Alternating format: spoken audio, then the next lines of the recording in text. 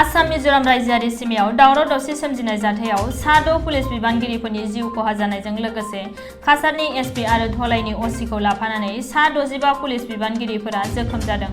बे जाथायनि सायाव गिबि मन्थ्रि हिमन्त बिश्व शर्माया दुखु मोननाय फोरमायनायजों लोगोसे जाथायाव जिउ गोमानाय पुलिस बिबानगिरिफोरनिसिम जोबथा मान बावदों। दिनै हादरनि बारग' हादरगिरि भारत रत्न डक्टर एपिजे आब्दुल कालामनि बोसोरारि थैनाय साननि लोब्बाजों गिबि मन्थ्रि हिमन्त बिश्व शर्माया बारग' हादरगिरिखौ गोसोखांथिनानै मान बावो होननानै टुइटनि गेजेरजों फोरमायदों।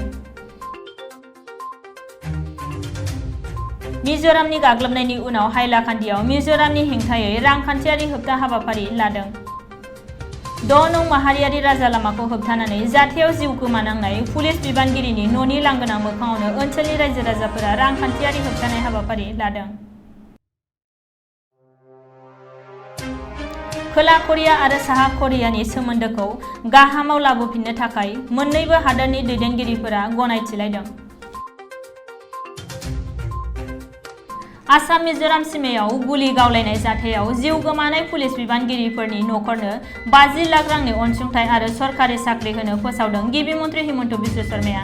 लोगोसे आसाम सरकारा बे जाथायाव जोखोम जानाय सा 42 बिबानगिरिफोरनो साफायाव 1 लाख रांनि अनसुंथाइ होगोन होननानै बिथाङा फोसावो। समबारखालि तालिबाननि आखायाव बर्डार मिलिटारि पस्टखौ खोमानानै सा 46 आफगानिस्ताननि रौनियाफोरा पाकिस्तानाव आश्रय लानो गोनां जादों। आसामनि बक्सार लाभलिना बरग'हाया दिनै जालांनाय अलिम्पिकनि बक्सिं बादायलायनायाव जार्मानिनि नेडानखौ फेजेननानै क्वार्टार फाइनालाव सौहैबाय।